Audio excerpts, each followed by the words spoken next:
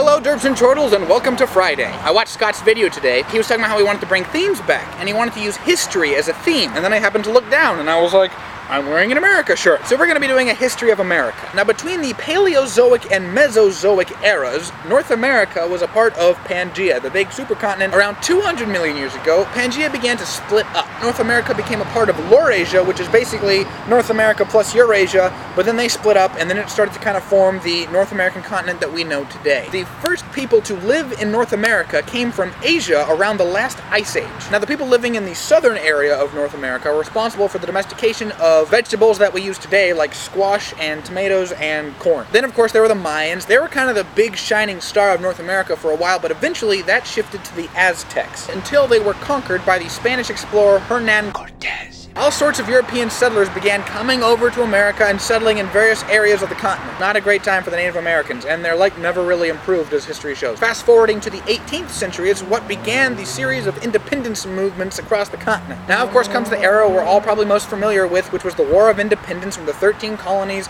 renounced Britain and their oppressive ways, and then there was a big wapow, wapow, wapang. Then we were separated from Britain. The British had another part of North America, the Spanish had Florida still, and then the French had some area too. In 1788 was when the Constitution of America was officially ratified. We the people, in order to form a more perfect union, establish justice, ensure domestic tranquility. Then we were like, hey, we want that other land. So then we had the Indian Wars, the War of 1812, Spain ceded Florida to America, the Louisiana Purchase basically doubled the land that we had, and the United States kept on claiming land through manifest destiny. The concept that it was their divine right to take that land as their own. If we want to rule more than one small town, we have to have it.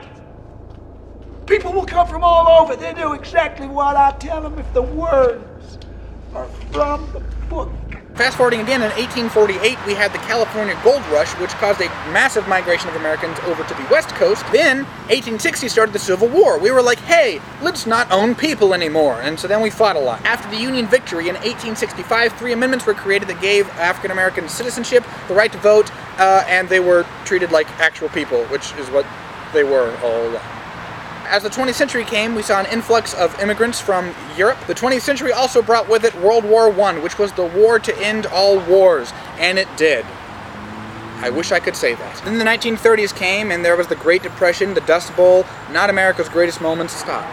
Go away. The combination of FDR's New Deal policies and World War II pulled us back out of our little slump. After World War II was the most terrifying game of chicken ever played, also known as the Cold War. Bitch, you will hit me.